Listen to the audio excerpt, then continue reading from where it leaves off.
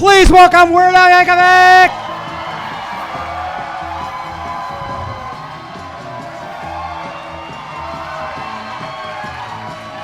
Hey.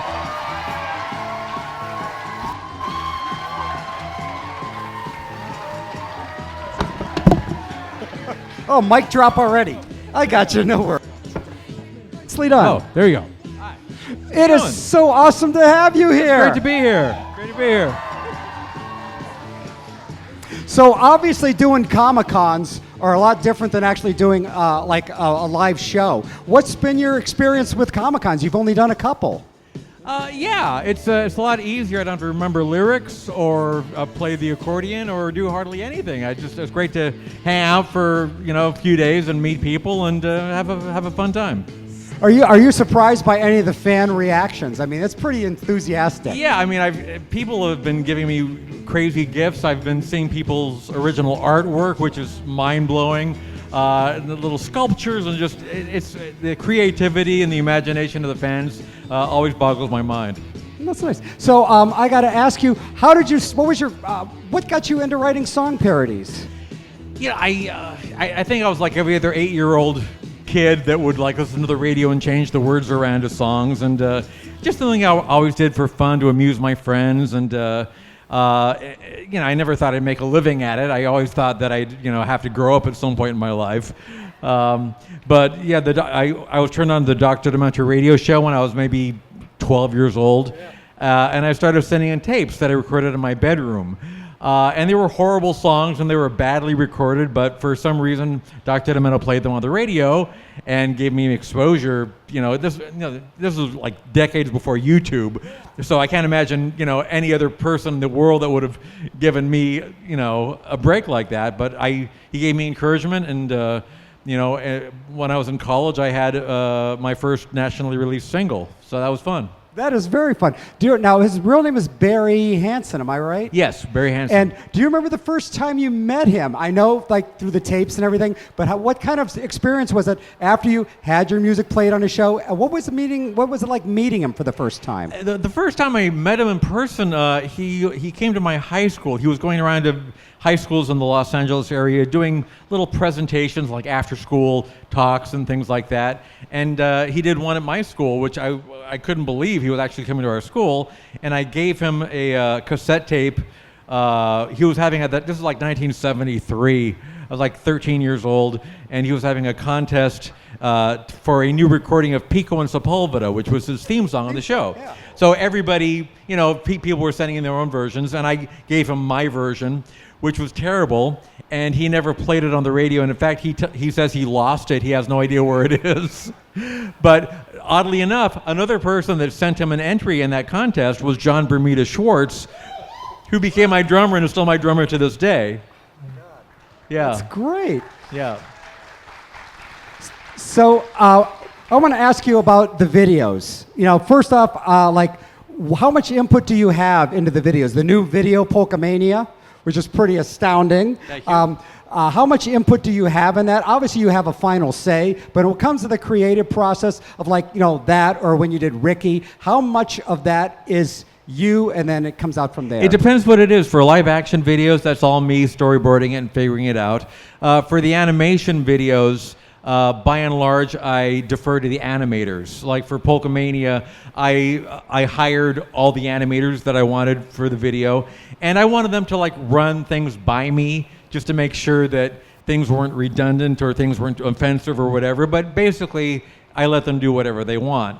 So as an example, I don't know how many people are familiar with the Polkamania video, but one of the the dilly, like little notes like for the Thank You Next video, it was like a speed dating thing, and Kukomitsu, who was the animator, was going to have each of the speed dating participants be various incarnations of me in various videos, and I had to tell her, well, actually somebody else, another animator, was doing that already, so you probably shouldn't do that exact same thing, that kind of thing. But by and large, I just, I trust the animators, and they come up with better ideas than I would have thought of for them, so I let them have at it.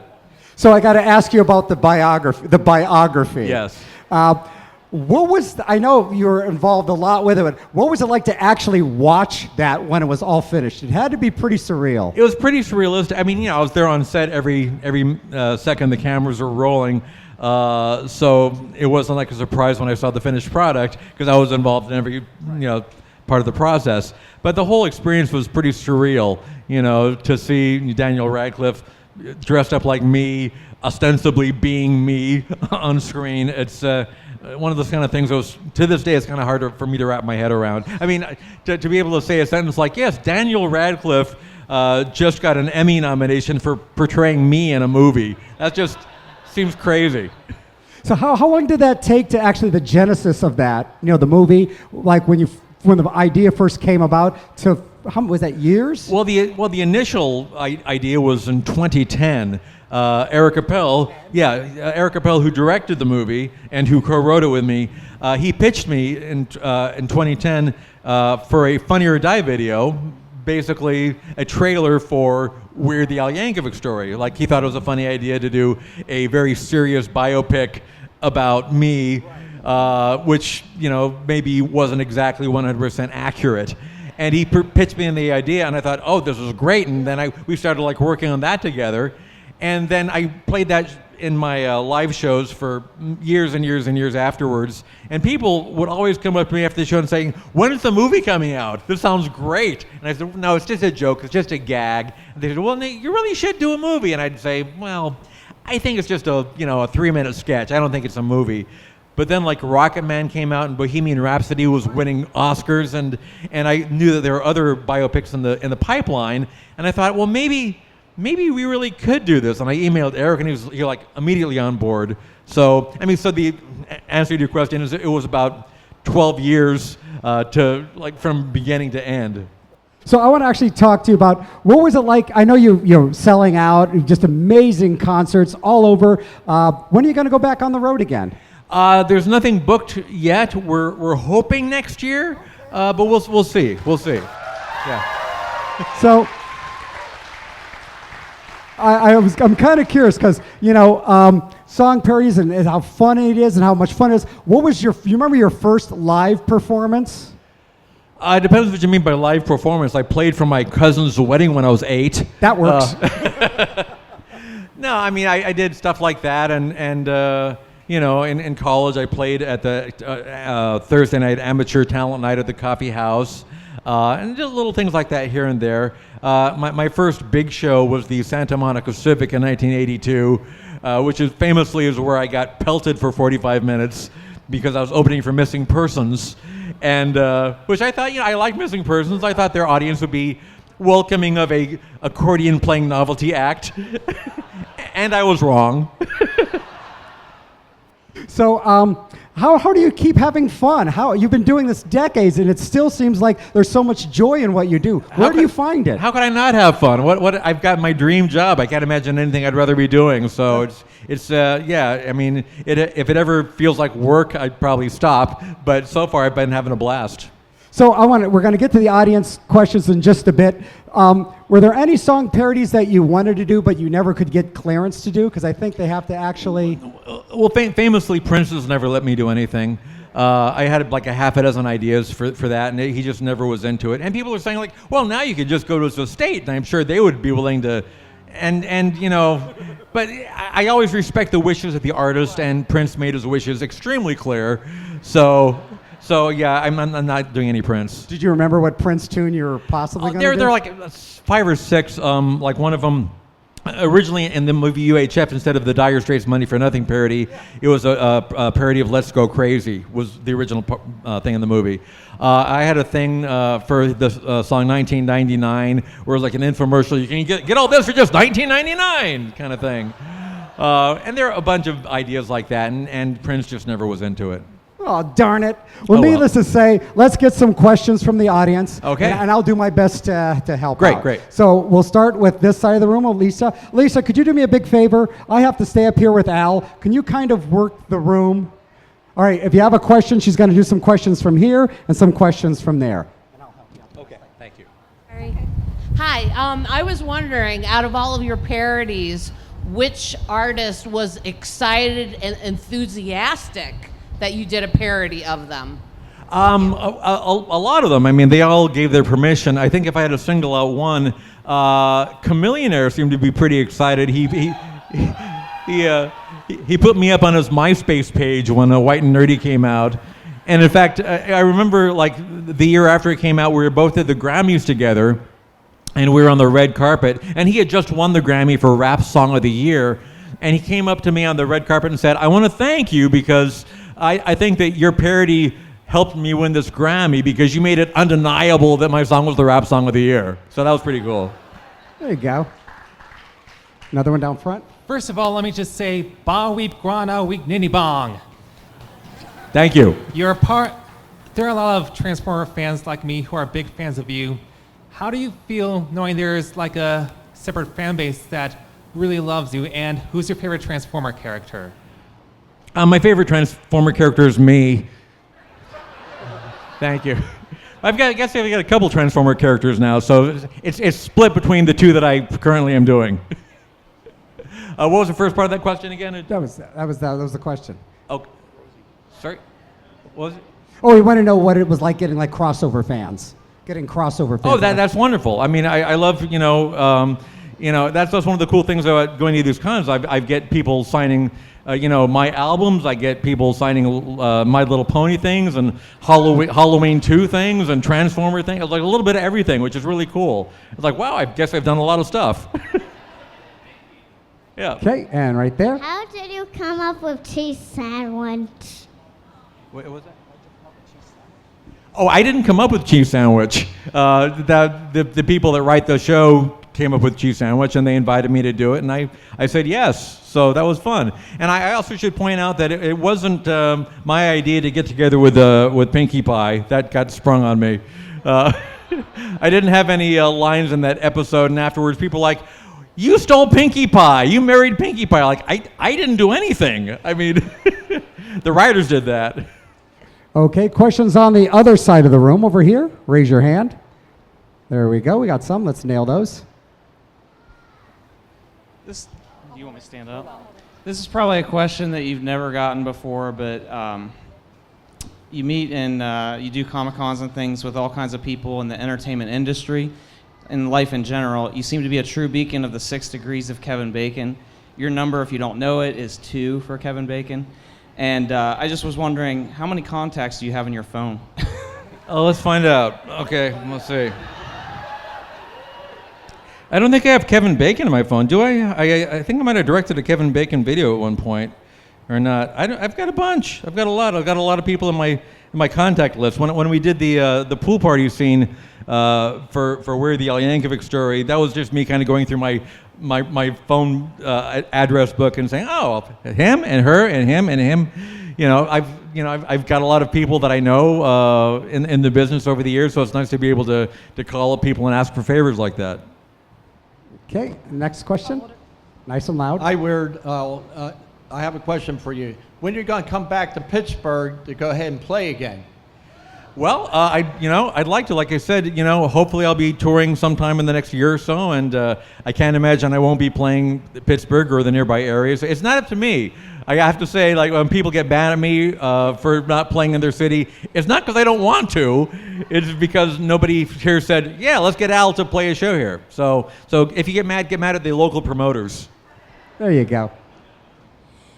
Have you ever encountered anyone in your life that has had the audacity to tell you right to your face that they don't like you, they think you're stupid, or they don't like your music, or that you just suck? That's always good questions from you. What can I say? Always the killjoy. That's probably happened. It's pretty rare. I don't tend to associate with people that have that opinion. And that's how that works. Yeah. Yeah, okay. All right, next question, not so confrontational. I just wanted to say that how do you make your videos so creative and funny? And I really like them. So. Well, thank you so much. I don't know. I've just got a warped mind. I can't really help it. Just I don't know how the synapses fire in that particular sequence. I spend a lot of time and effort and work and energy into everything that I do, even though it's ostensibly silly and ridiculous. There's a lot of work and yes, craft, I suppose, that goes into it. So I take it very seriously. When you see me in the band in the studio, I mean, we're doing ridiculous things, but we're really working hard at it. So we give it our best shot every time. So I got to follow up. When you're writing a song, Perry, do you have a video in mind while you're writing it?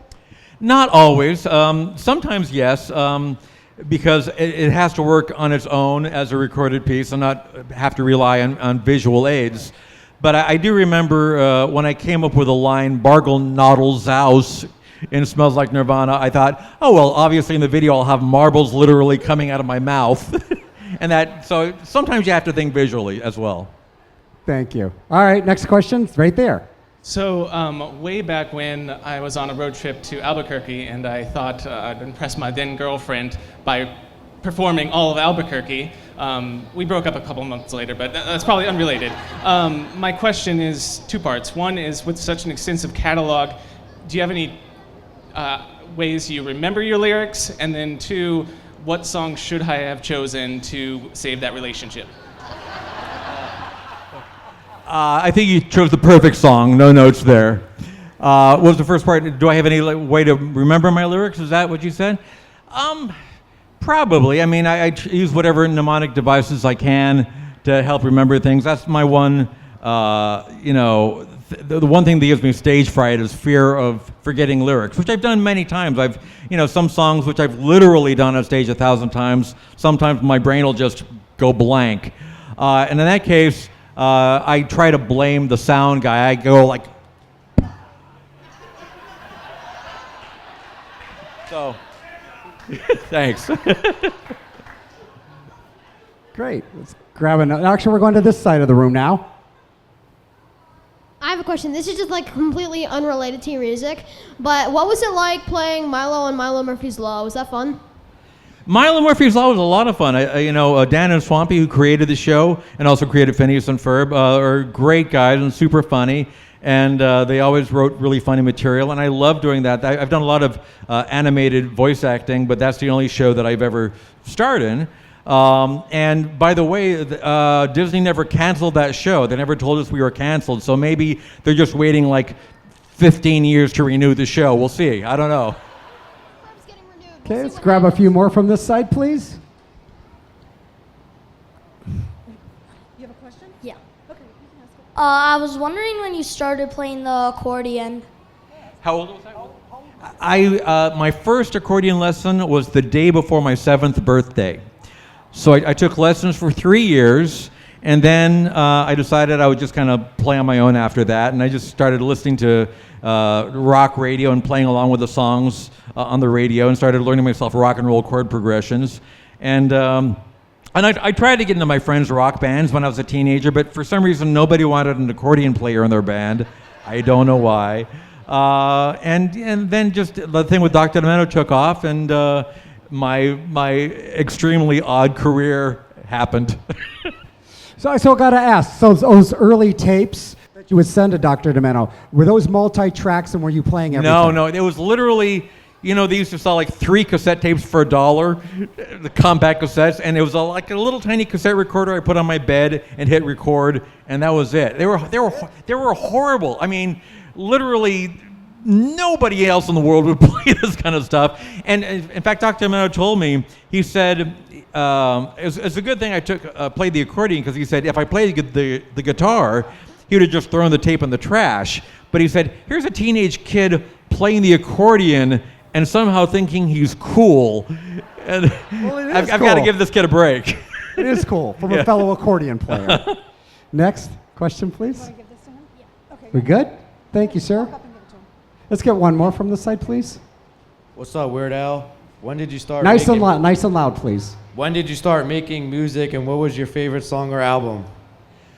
It depends what you want to consider making music. I played the accordion all through my childhood. My first nationally released single was My Bologna, which came out on Christmas Eve, 1979. So I've been making music for 6 decades now.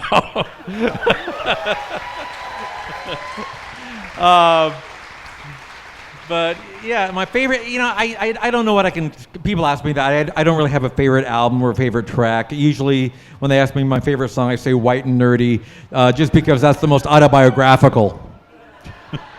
So I got to ask you, what normal music did you listen to growing up? Anything?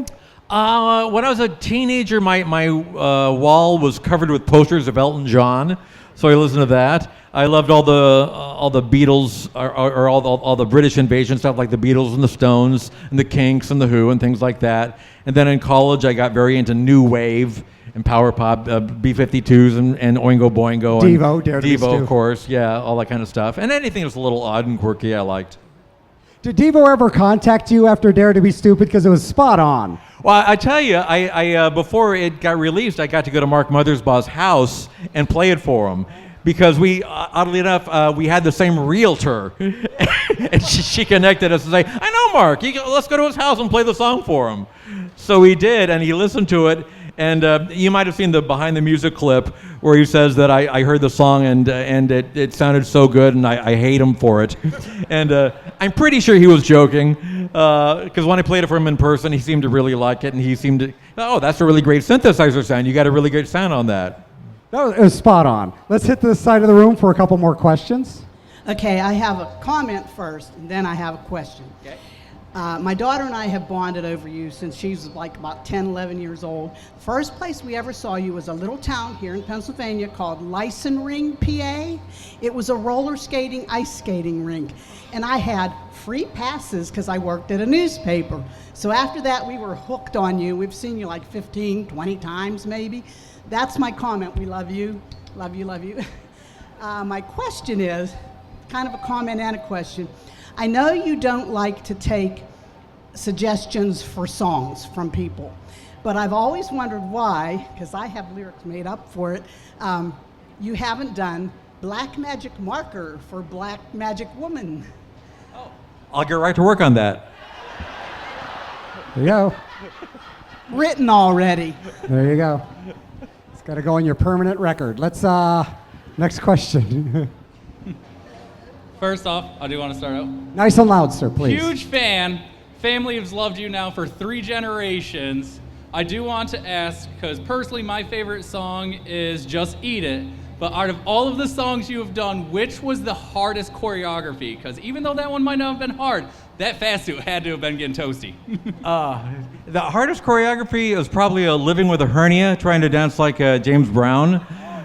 Just because, I just remember, because I had to do the splits, I had to like do a quick turnaround and then like land on the floor in the splits, which I did, and we did like a dozen takes of that. I remember by 2 days later, I had the hugest purple welts on my leg. It just like I really, really injured myself pretty badly. So that was a tough one. But yeah, I mean, and that's part of the humor of it. Like me dancing like James Brown or Michael Jackson is inherently funny because I cannot dance. I'm not a dancer at all, but I'm giving it my best shot, and that's what makes it funny, I guess. One more from this side. So, hello. Oh gosh, sorry. Sorry. Deep breath. We're good. All right. My question was, what was your inspiration for creating Albuquerque? The song, not the actual place. What was your inspiration to create Albuquerque? Oh, I just wanted to write like an insanely long song that I figured, seriously, when I wrote the song, it was kind of trolling the fans. I said, okay, at the end of this album, I'm going to have a song that's so long and stupid, people are only going to listen to it once. They're going to listen to it and go, oh, is this thing still going? Like, it just go to, and I wrote ideas for the song, and usually when I write ideas for a song, I just, collapse it and condense it and edit it down to like just the good parts. And with Albuquerque, I said, no, I'm just going to use the whole thing. And it boggled my mind when people actually liked the song and it became like a big fan favorite. So yeah, it was just an experiment that it was supposed to fail, and instead it did quite well. Great. We're gonna head over. I got a question for you before we go. Your video you did with Huey Lewis, doing the Psycho. Oh yeah, American the Funny or Psycho. Die thing. Yeah. Where did all of that come from? Did they approach you? Was it your idea? I mean, it's perfect. No, that was all them. It was that was a lot of fun. Huey was great to work with, and it was a great idea, and I jumped at the chance to do it. I didn't have anything to do with writing that, but what I remember is I had to have an emergency gallbladder operation on the day we were supposed to be shooting. And I said, I can't have the operation. I'm doing this Huey Lewis video. So they said, okay, well, hopefully you won't die. So the whole time we're doing the video, I'm thinking like, please don't let my gallbladder explode. I had the operation the next day. Okay, so it was all done in one day then? Yeah. It was hilarious. All right, let's head over here. Let's get a couple more questions. Oh, what do we got here? We got something for you. What do we got? Me? Oh. What is it? It's a beautiful piece of art. Rock. It is a rock. It says, you're weird. Thank you. Thank you. That's cute. I'll keep that. Thank you. So, did you come up with the Weird Al thing, or did someone say, yeah, it's kind of weird, and you go, that sticks, I like it? Well, yeah, it was sort of, in college, in the dorms, people started calling me Weird Al because I suppose I was weird, or like I'd walk by people's rooms and give them the funny look, and they'd say, "Oh, that's just Weird Al," and it was meant to be kind of a derogatory term, it was just Weird Al, and I thought, I'm going to take that on as an empowering term. I'm going to own my weirdness, so yeah. Nice turnaround. Yeah.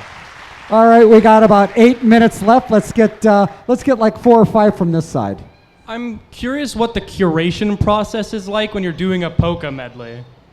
I just kind of go through the pop charts and figure out what songs I think sound better as a polka. Like for the last one, Polka Mania, it had been 10 years since I'd done sort of like that pop culture time capsule thing. So I looked at the Billboard charts and I decided to limit it to only songs that had made #1 on the pop chart. And I just went through the list and figured out like, okay, these are the 12 songs I know. And here's my litmus test, because I'm so out of the loop now. I used to be like laser focused on the Billboard charts, but since my last album, I kind of haven't been listening to top 40 radio, and I figured, well, if I know the song, it's got to be pretty popular at this point. Nice. Let's get a few more. Al, you're an inspiration to entertainers everywhere. Thank you so much. And I just want to know what entertainers inspired you in your early years. The people that really inspired me to do what I do are people that I was exposed to through the Doc Demento show. I usually mention Spike Jonze and Alan Sherman, Stan Freberg, Tom Lehrer, people like that, Monty Python, Frank Zappa, Shel Silverstein, the list goes on. But yeah, I was exposed through that show to a lot of people that kind of turned on the light bulb in my brain and made me think, maybe I can do this. Nice. Let's grab a few more. Hi. You voiced Probabilitor the Annoying in the show Gravity Falls. How did that happen? Did Alex Hirsch, the creator, did he approach you about that to have you play the character, or did you audition for it? How did that happen? Alex Hirsch and I were old friends. In fact, Alex Hirsch used to work at Jib Jab. If you're familiar with that, they did the videos for CNR and Do I Creep You Out? And I knew those guys for a long time, and Alex used to work with them, and I got to meet him back then. We kind of stayed in touch, and then he did Gravity Falls, which I thought was amazing. I was a huge fan of the show, and I let him know that, of course. And then I think it was the second season he approached me to do Probabilitor, and I said absolutely. So that was a real thrill to do that. Thank you. Let's get a few more. Hi, I'm from a small town called Erie, Pennsylvania. You were my first ever concert in 1999, but my dad, he used to work third shift at a radio station, and he said the first night your song Yoda came out, he played it on the radio and actually had someone call in and say, that is trash, you shouldn't be playing that, you need to play the original or I'm going to come up there and I'm going to beat you up. Do you think that's a normal, thing to one of your songs, or... When I write my music, I'm trying to inspire violence. Hey, I'm trying very to. Nicely done. Very nicely done. I hope your daddy didn't get beat up or anything. No, okay, good. All right. Hey, first off, I think everybody would agree with me that it is deplorable that you are not in the Rock and Roll Hall of Fame. Oh, well. Day's not over yet. Thank you. My question is, what was it like opening up for another band who's not in the Hall of Fame, the Monkees? Oh, that was really fun. That was the summer of 1987. The Polka Party album had come out and did not do well, and we figured maybe we shouldn't be headlining this year. We should pair up with another act that's doing better than I am. And I've always loved the Monkees, and when they came to me to co-tour with them, I thought, yeah, absolutely, let's do it. And it was a good lesson in humility too, because every time the bus stopped, I'd open the doors, and all these teenage girls would run up to me saying, Al, where's Davey staying? All right. We got time for just 2 more questions. Okay. And then once again, thank you so much for doing this. Oh, my This pleasure. is pretty awesome. Of course. Let's get 2 more. Make them good. Do you have any advice for someone older and with no music experience to get into composition and lyric writing?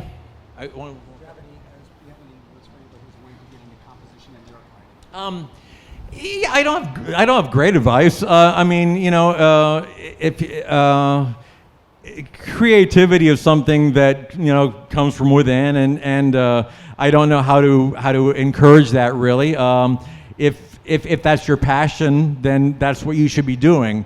Like my daughter is a great artist, and I feel weird as a parent saying, you should be an artist because it's not easy to make a living doing that kind of thing. But if it's what you truly, truly love, you got to do it. All right, let's nail one more, and then they're going to be headed back to your table. Okay. So if you didn't have a chance to ask your question, you want to hang out with this guy. So head back to his table. We got time for one last question, unless it's not the best question of the day. It's got to be the best question in the world. What was your favorite video to make? I don't, they're all fun. I liked White and Nerdy. I think the one that was the most fun to make was probably Tacky, just because it was so quick, and I was working with some of my favorite people, and we just had a blast, and we did 5, maybe 6 takes, and then because the whole thing was done in one shot. We did it in a downtown loft, and it was over before we knew it, and it was like, oh, I wish we weren't done because this was so fun. So probably that one, yeah. And just like this little interview, it's so sad, just but it's too that's short. fun, but it's too short. What? Thank You know what to everybody. do. Thank The you. man, the myth, the legend. You want to dress him up in lederhosen. Weird Al.